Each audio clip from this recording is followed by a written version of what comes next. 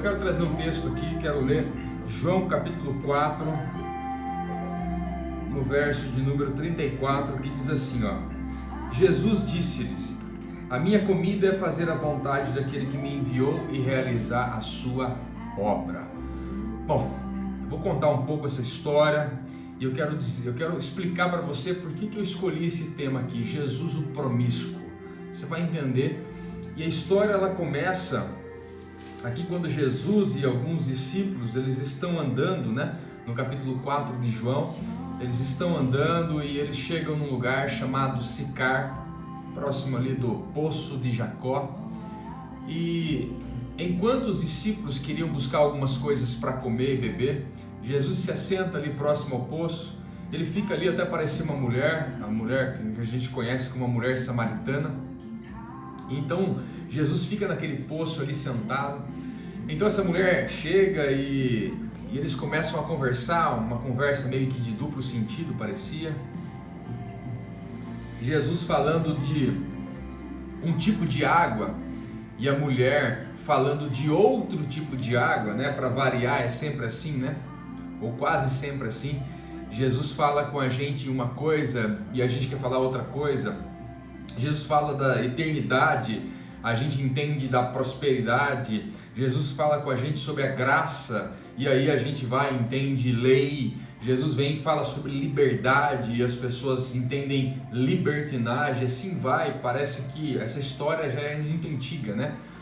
Nessa época aqui, Jesus falando sobre a água da vida, falando sobre salvação, falando sobre o que estava se cumprindo aqui, ali naquele momento, e as pessoas, e a mulher samaritana pensando, na verdade, entendendo a água terrena, a água que beberia só naquele momento ali. Para variar, sempre acontece isso. Jesus fala sobre coisas eternas e as pessoas entendem coisas terrenas. E é isso que estava acontecendo aqui. Mas o diálogo continua. Ele continua, a mulher conversando com Jesus, Jesus conversando com a mulher, até o momento que ele fala que a hora vem e agora é que os verdadeiros adoradores adorarão o Pai em espírito e em verdade, aqui no versículo 23. E é interessante que é em espírito e em verdade, principalmente porque a adoração verdadeira a Deus, ela se inicia e ela se perpetua, posso dizer assim, de dentro para fora e não de fora para dentro. Não é de fora para dentro que uma adoração acontece, é sempre de dentro para fora. Então as práticas ritualísticas, a lei, e eu fico impressionado como o pessoal que também não tem denominação, o pessoal que não segue uma instituição, não é vinculado a uma instituição, como eles são presos na lei. Grande parte das pessoas ainda que não são ligadas a nenhuma instituição, porque a desculpa de muitos é que a instituição coloca leis, a instituição é uma organização, a instituição escraviza as pessoas, mas muitas pessoas que não vivem em instituições evangélicas ou católicas vivem embaixo da lei. É a lei disso, é a lei daquilo e tal, e começam a entender que o Novo Testamento são um conjunto de livros onde se estabelecem leis. E pessoas vivem fora de denominações, mas presas em leis. E aqui Jesus é muito claro quando ele conversa com a mulher samaritana. Ele fala, olha, a adoração é em espírito e em verdade. Ele não está falando sobre música, ele está falando sobre um estilo de vida. Ele está falando sobre uma forma nova de se viver, que começa de dentro para fora, que começa dentro de você, dentro de mim, e vai se estendendo isso para fora. Torna-se visível aquilo que é invisível. Não tem adoração a Deus que não comece no espírito de dentro. E não tem adoração a Deus que não seja na verdade. E a verdade não é um conjunto de regras. A verdade não é um conjunto de dogmas. A verdade não é um conjunto de leis. As pessoas não entenderam ainda. Se você não faz parte de nenhuma denominação, se você não faz parte de nenhuma instituição, por favor, entenda. E se faz também, entenda. Entenda que a Bíblia não é a verdade. Jesus é a verdade. Jesus é a verdade. Essa é a grande questão. Cristo é a verdade. E ele replica isso nas escrituras e pelas escrituras, mas ele é a verdade é uma pessoa, a verdade não é um livro. E as pessoas estão lendo a Bíblia, entendendo que se seguir isso à risca, elas serão salvas. Então elas se relacionam mais com a letra, com a palavra do próprio Jesus, do que com a pessoa do Jesus. Você entende isso? Que a graça é manifestada por uma pessoa, por Jesus, e não por um livro. O livro ele é fundamental desde que eu me relacione com a pessoa de Jesus. Esse é o grande ponto aqui. A mulher conhecia a lei, apesar dela ter tido uma vida aí conjugal, amorosa, bem desastrosa, parece, né? Porque ela conversa sobre isso aqui com Jesus, por causa dos 5 maridos que ela já tinha tido e tal. Mas ela conhecia a lei, ela conhecia as regras. E mesmo assim Jesus fala, olha, Deus está procurando adoradores que o adorem em espírito e em verdade, de dentro para fora e firmado na pessoa de Jesus. Pare e reflita, será que você tem vivido uma vida assim? De dentro para fora? Você começa a construir de dentro para fora e firmado em Jesus, sem esse conjunto de leis e de regras. E eu não estou dizendo que é tudo bagunça, não.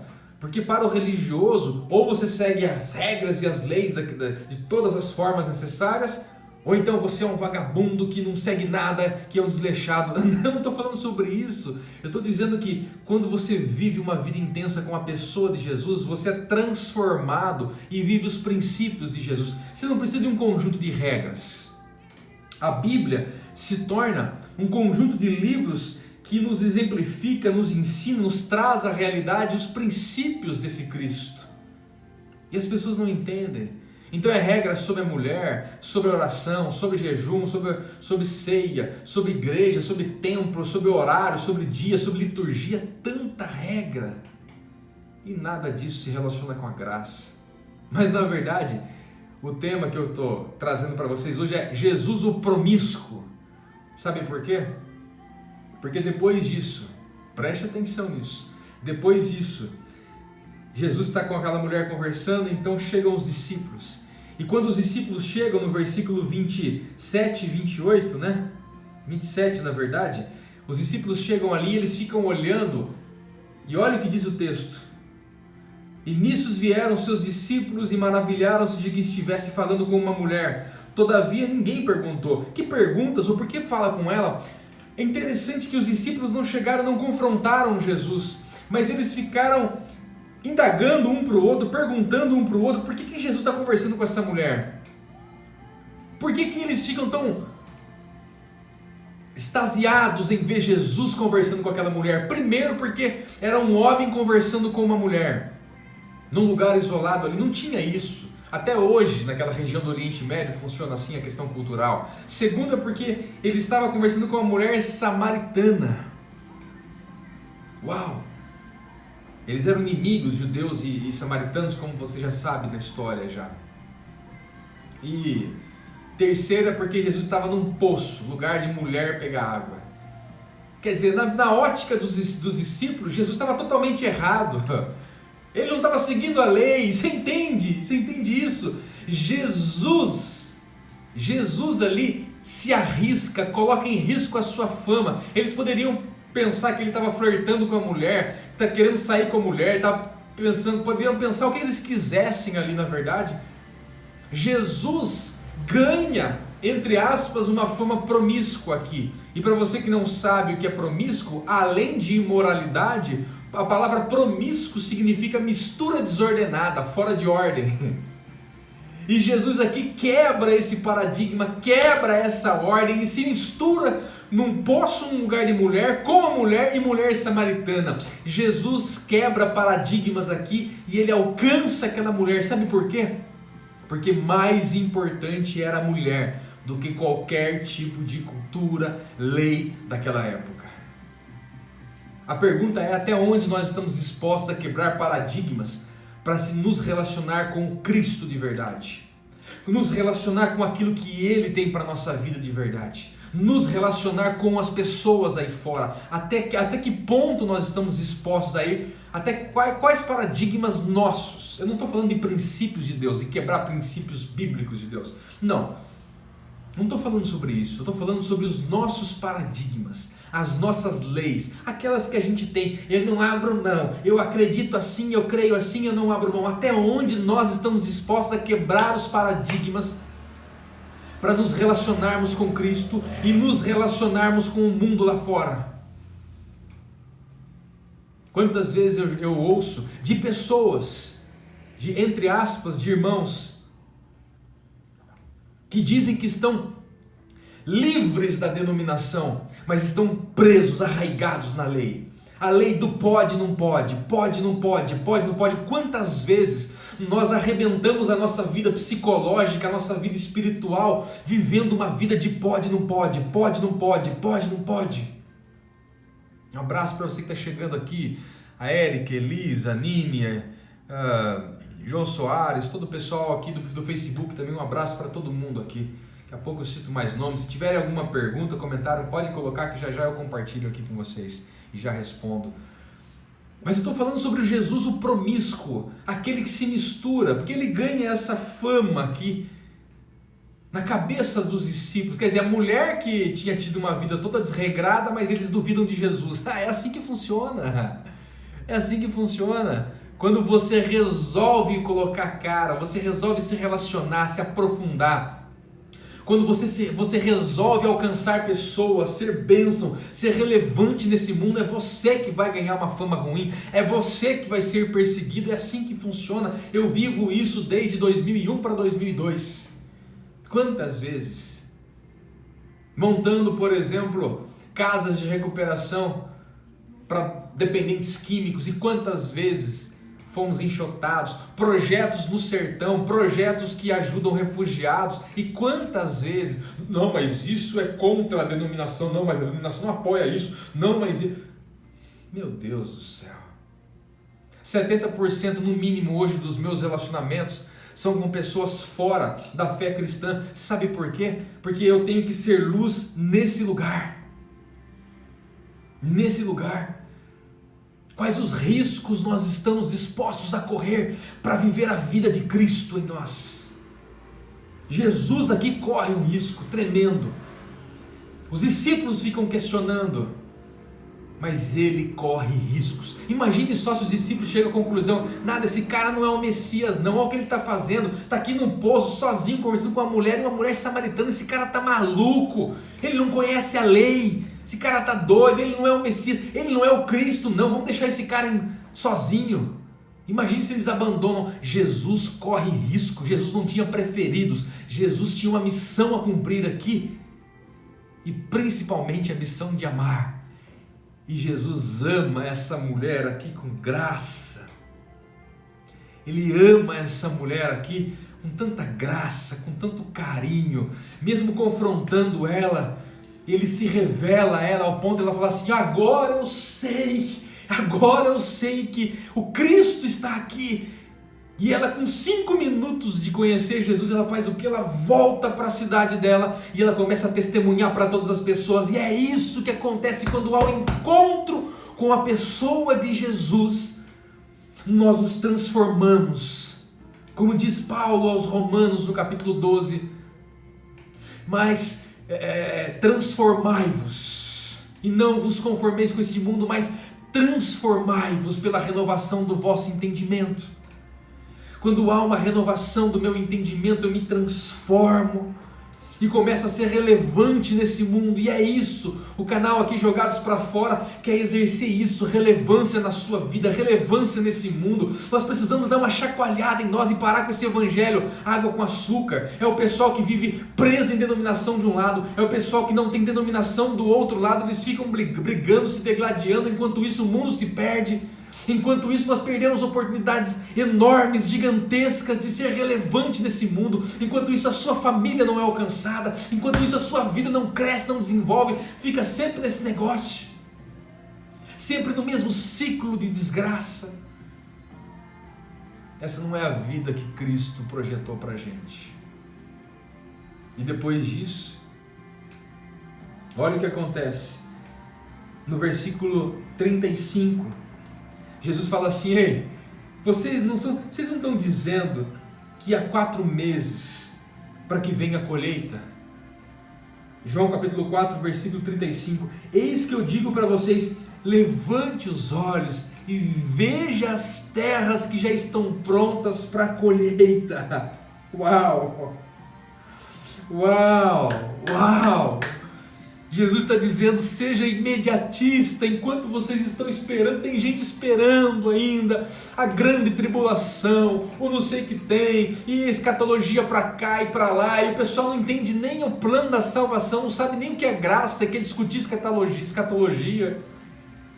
Enquanto Jesus está vendo, está falando assim, olha, ei, abra os seus olhos, porque já está pronto para colher. Eu costumo dizer que o mundo está mais preparado para receber o Evangelho do que a igreja para levar o Evangelho.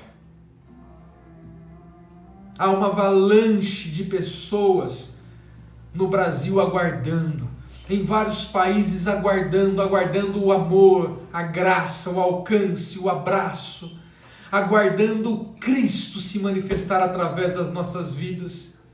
E o que é que as pessoas estão fazendo? Elas estão brigando. Qual é o estilo correto? Qual é a liturgia correta? Uma vez eu participei de uma reunião, infelizmente, uma desgraça de uma reunião com o pessoal numa igreja Assembleia de Deus na cidade de Mogi das Cruzes. E eu falo mesmo aqui, Paulo também falava nome e tudo, eu não tenho papa na língua não e também não estou preocupado com isso não. Eu participei de um lixo de reunião. O pessoal lá começou a brigar por causa da liturgia do culto. Quando eu digo brigar, quase saiu cadeirada. Eles estavam brigando se cantava hino no início, se não cantava hino da harpa no início. Meu Deus do céu, até quando isso vai acontecer? Até quando vai se brigar por terrenos? Eu já saí uma vez de um lugar, eu estava pregando numa ceia, numa igreja evangélica, e eu coloquei o microfone no púlpito e saí porque eles estavam brigando por causa do terreno, do templo. Só sei que depois, em outros dias, saiu briga, saiu soco e tudo, ficou na justiça, lacraram a porta do templo. Meu Deus, até quando essas coisas vão acontecer? Enquanto Jesus se assenta num lugar onde não era para ele estar, e ele abraça essa mulher com a sua graça. Pessoas são mais importantes do que coisas. Pessoas são mais importantes do que coisas. Enquanto nós nos prendermos na lei, tem muita gente que está fora do sistema evangélico, mas vive na lei ainda. Templo nunca foi e nunca será solução e nem problema. A questão é o que eu faço com ele. Graça, graça, graça. Cristo é suficiente. Eu não sou de Paulo, eu não sou de Apolo, eu não sou de João, de Tiago, eu sou de Cristo. Não, mas Paulo está dizendo, mas Paulo... Quanto se interpreta sem hermenêutica os textos bíblicos e se forma leis. A igreja de Cristo não é uma igreja pautada em leis, é pautada em graça. E essa graça gera transformação, consciência própria e gera, sabe o que gera? O que o próprio Paulo fala em 1 Coríntios capítulo 11, julgue cada um a si mesmo com a sua consciência. Se você tem a mente de Cristo, julgue a si mesmo. Mas siga o exemplo de Cristo. Cristo aqui, ele se assenta com a mulher samaritana e depois ele fala aí, erga os vossos olhos, vede as terras que já estão brancas para a colheita. E depois no versículo 38 ele fala assim, eu enviei vocês. Uau, que fantástico isso! Você acredita nessa lei da semeadura, essa porcaria de lei da semeadura que inventaram na teologia da prosperidade? Tudo que você plantar, você vai colher. Isso é uma mentira. Tem uma pancada de coach hoje em dia que são completamente ignorantes na teologia bíblica, falando essas coisas no nome de Deus. Tem pastores, tem irmãos. Olha o que Jesus falou. Eu sou de Cristo, eu não sou de Paulo. Eu não sou de nenhum outro. Olha o que Cristo falou. Versículo 38. Eu enviei vocês para vocês escolherem onde vocês não trabalharam, outros trabalharam, outros plantaram, e vocês colheram do seu trabalho, e vocês entraram no seu trabalho. Jesus está dizendo, vocês vão colher agora algumas coisas que vocês não plantaram, outros plantaram. A graça é assim que funciona, não há mérito. A lei da semeadura é uma lei de meritocracia, quer dizer, eu faço, porque eu faço, eu recebo. Ei, entenda o seguinte, com todo carinho eu vou dizer isso para você. Quando você tem que fazer alguma coisa para ser salvo, você está jogando no lixo o sangue de Jesus. A graça me transforma. Eu não me transformo para alcançar a graça. É ela que proporciona a oportunidade de transformação para a minha vida. Essa é a diferença de lei e graça. Quem vive pela lei, vive fazendo alguma coisa para ser salvo. Quem vive pela graça, vive fazendo coisas porque foi salvo. Entende? Quando você se relaciona com a pessoa de Cristo e não com a palavra de Cristo apenas. Não é a palavra de Cristo que salva, é a pessoa de Cristo que salva. Porque se fosse a palavra, ficaria do jeito que estava. Era simples, já tinha uma palavra. Mas foi necessário a pessoa de Cristo vir. E a pessoa de Cristo fez total diferença. Essa é a questão. A pessoa de Cristo fez total diferença. Então Jesus aqui foi promíscuo, não imoral, promíscuo, porque ele se mistura de forma desordenada. A palavra promíscuo também significa isso. Ele foi questionado por uma imoralidade, mas porque ele se misturou com aquela mulher, a mulher samaritana. Jesus aqui, ele foi imediatista, porque ora, erga os olhos e colhe agora. Aquilo que é eterno tem que ser agora, irmão. Tem que ser agora, Anine. Tem que ser agora, Anine. Tem que ser agora. O pessoal do tabernáculo aí, ó, falando da palavra de Cristo. Érica, Rô Castro, Elis, John, todo mundo aqui no Face também. Roberto, Elisângela, todo o pessoal aqui, não consigo citar todo mundo. Ó, aquilo que é eterno tem que ser feito agora. Aquilo que se relaciona só com agora pode ser feito depois. Então pare, reflita. Você está agoniado com o quê? Com aquilo que é eterno? Então faça agora. Com aquilo que é temporal? Então calma. Quando eu entendo isso, eu consigo até controlar e baixar os meus níveis de ansiedade. Porque eu não preciso correr por aquilo que é temporal. Eu não preciso arriscar por aquilo que é temporal. Eu não preciso criar expectativas. Eu costumo dizer, eu sou psicanalista também, costumo dizer que a frustração é a filha mais velha da expectativa. Toda vez que você criar uma expectativa, você vai gerar frustração. E esse é o caminho mais curto para a ansiedade. Não andeis ansiosos por coisa alguma. Não é assim? Jesus foi oportunista, porque ele fala, vocês vão aproveitar algumas coisas que vocês não plantaram. Mas olha como eu encerro com algo muito profundo. Está preparado? Eu li no início o versículo 34, quando Jesus fala assim, olha, a minha comida é fazer a vontade daquele que me enviou realizar a sua obra. Olha que profundo que é isso. Esse texto, ele é sim um texto missiológico,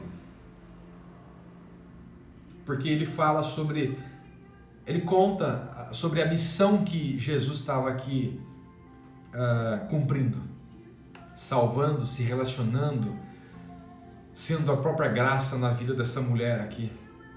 Ok, existe uma missão sendo cumprida aqui, mas é um texto existencial, que tem a ver com propósito e não com missão só. Missão é o objetivo, propósito é a existência, responde é a razão, é o porquê. Sabe por que é existencial esse texto? Porque Jesus diz assim, olha, a minha comida, aquilo que me faz viver, aquilo que me faz respirar, aquilo que me faz levantar, aquilo que me faz existir, é fazer o quê? É fazer a vontade daquele que me enviou e realizar a sua obra. Ele está dizendo, eu existo por isso e eu existo para isso. E eu e você? O que é a nossa comida? É ficar fazendo um conjunto de regras e de leis para ficar acusando os outros? A nossa comida é o quê? É ficar entendendo os defeitos dos irmãos? A nossa comida é o quê? É conquistar mais trabalho e mais dinheiro, mais trabalho e mais dinheiro? E qual é o legado que nós estamos deixando nessa terra? A pergunta que eu faço é, por que você segue a Deus? Por que você faz o que você faz? Por que você trabalha onde você trabalha? Por que você tem a família que tem? Por que você quer estudar? Por que você estudou? Por quê? Por quê? Por quê? Por quê? Por quê? Por quê? Qual é a razão de tudo isso? No final das contas, tudo isso é por quê? Deus sabe o porquê. Por mais que a gente às vezes relute, engane a gente mesmo. E hoje eu fico muito triste porque a cada esquina você vê uma igreja evangélica. E uma vez uma pessoa falou para mim assim, nossa, mas é melhor igreja do que bar. Eu falei, não, é melhor bar, é melhor ter puteiro em cada esquina do que ter igreja evangélica. E não se escandalize porque eu vou te explicar o porquê. Você vai concordar comigo? Primeiro, os porquês de ter uma igreja evangélica em cada esquina é por causa de racha, de briga, de desavença, de poder, de dinheiro. É por isso, não é por graça, não é por alcance, não é por solidariedade. Não, porque se fosse assim, as pessoas sairiam de uma igreja em São Paulo e iriam lá no sertão do Nordeste, no meio de um povoado, não tem nada, e abriria lá então. Mas não, abre-se na outra esquina, com as mesmas pessoas. Então multiplica-se o número de lugares, mas não multiplica-se o número de pessoas. Então o primeiro ponto é esse. Segundo ponto, quando você tem essa gama de tipos de igrejas diferentes. Você já ouviu essa pergunta? A pessoa fala assim, nossa, mas puxa vida, mas eu não entendo, porque é o mesmo Deus, para que tanto tipo de igreja assim? Não dá para responder isso aí. Como é que eu vou responder isso? Agora, se você tem um puteiro lá, você sabe que ali deve ser o alvo da graça, porque pessoas estão se perdendo ali. Agora, se tem uma igreja evangélica, não, você acha que está tudo bem. E não está tudo bem, porque é fruto de racha, de briga, desavença, é poder, é dinheiro, é roubo, é bandidagem muitas vezes. Não são todas, mas muitas, e muitas, e muitas, e muitas. Ô irmãos, por que da igreja? Por que reunir? Por que sair? Por que entrar? Responda os porquês. Jesus aqui ele fala, olha, a minha comida, aquilo que me faz existir é fazer a vontade do Senhor. O que me faz existir é viver com o Pai. Se o que nos faz existir não é a qualidade de vida espiritual com Cristo, o que então? Às vezes o pessoal entra aqui no canal Jogados para Fora e me xinga. Evangélicos. Teve um cara até um engraçadinho aí, o cara entrou, falou um monte, que eu vou pro inferno, que vai todo mundo aqui pro inferno e tal, e falou um monte e tal. Eu sei do seguinte, querido, cada um só dá o que tem. Os discípulos aqui não tinham, por isso que a preocupação deles foi buscar alguma coisa para comer, mas Jesus já estava comendo, porque a comida dele era fazer a vontade do Pai. Então ele dá o que ele tem. Ele tem graça, ele tem solidariedade, ele tem carinho, ele tem atenção. Cada um só dá o que tem. Quando você só tem lei, você dá lei. Você fica julgando todo momento. Pode, não pode, pode, não pode. Você já ouviu isso? Pastor, quantas vezes me perguntaram? Pastor, já vou ler os comentários aqui, tá, Nini, seus comentários. Pastor, mas crente pode ou não pode fazer isso? Pode ou não pode? Pode ou não pode? Meu Deus do céu, que vida é essa? Que infantilidade ainda. Uma infantilidade espiritual ainda, que a gente fica discutindo o que pode e o que não pode. Puta vida. Até quando essa infantilidade, essa pequenez, essa futilidade de ficar brigando por aquilo que pode ou não pode? A ceia tem que ser uma vez ou 4 vezes? O batismo tem que ser com quantos ml de água? Mulheres podem ou não podem exercer o ministério? Tem que usar qual tipo de roupa? Jovens podem fazer isso ou não podem? Pode ter ministério de dança ou não pode ter ministério de dança? Olha, o crente pode ouvir música secular ou não pode ouvir? Meu Deus do céu, até quando? Até quando? Até quando? Cristo falando sobre essência, sobre transformação genuína, sobre legado, sobre relevância no planeta Terra. E a gente não pode ainda.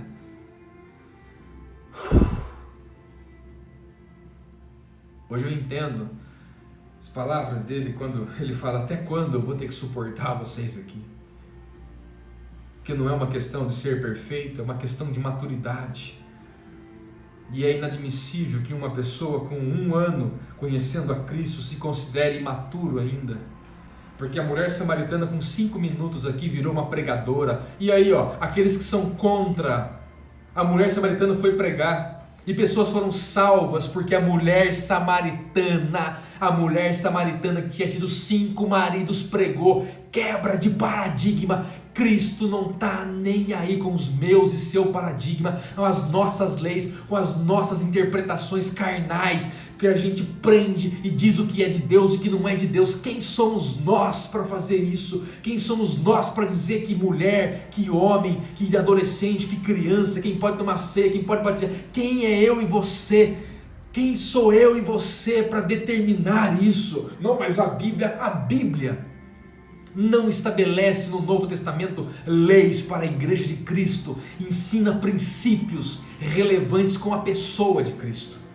E eu repito, muitos conselhos que Paulo, por exemplo, dá, são conselhos específicos, dentro de uma realidade específica, como aquele de usar véu na cabeça, que era para um povo específico, para uma igreja específica, um lugar e uma cultura específica, um contexto específico. Mas eu sou cristão, eu não sou paulino, respeito as palavras de Paulo, e muitas palavras foram dadas pelo Senhor, outras são situacionais, e ele mesmo fala sobre isso. É fantástico, porque Paulo tem muita sabedoria em discernir aquilo que realmente é de Deus para ele ensinar, e aquilo que era opinião própria.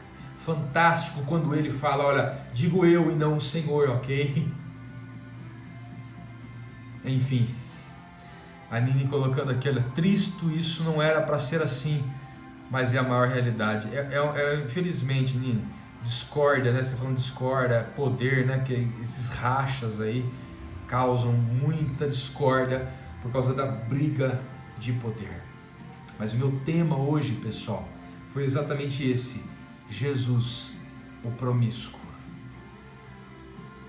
Se você não assistiu a mensagem inteira, vai ficar gravado aqui no canal, assista antes de você me xingar. Jesus, o promíscuo.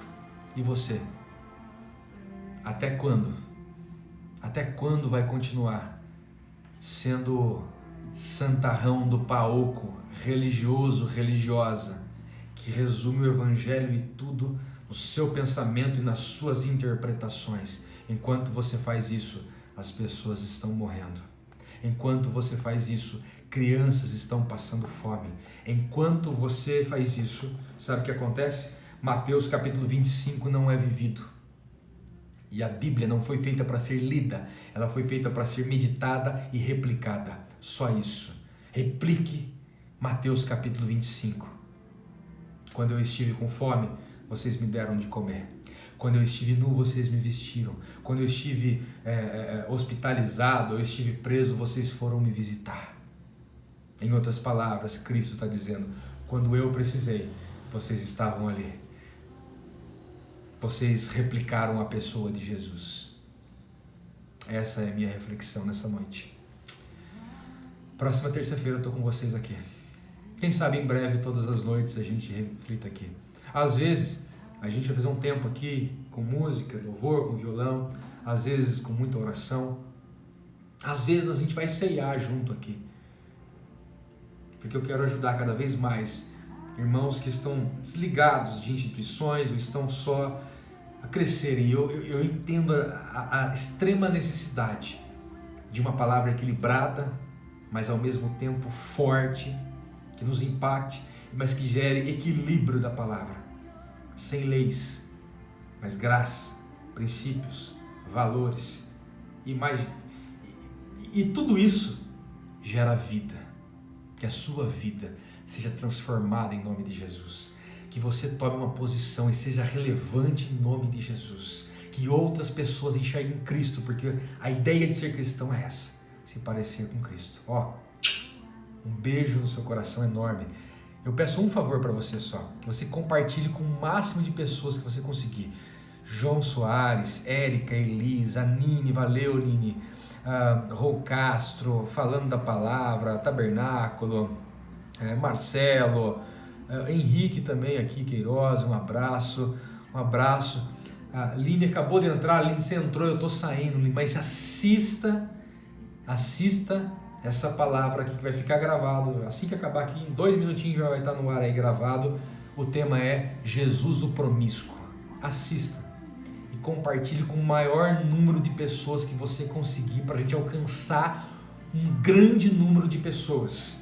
Chega de evangelho água com açúcar, chega de extremos, é lei para um lado e a libertinagem para o outro lado. Chega, a gente precisa se unir para exercer relevância nesse mundo, dentro do equilíbrio da palavra, mas um relacionamento profundo com Jesus.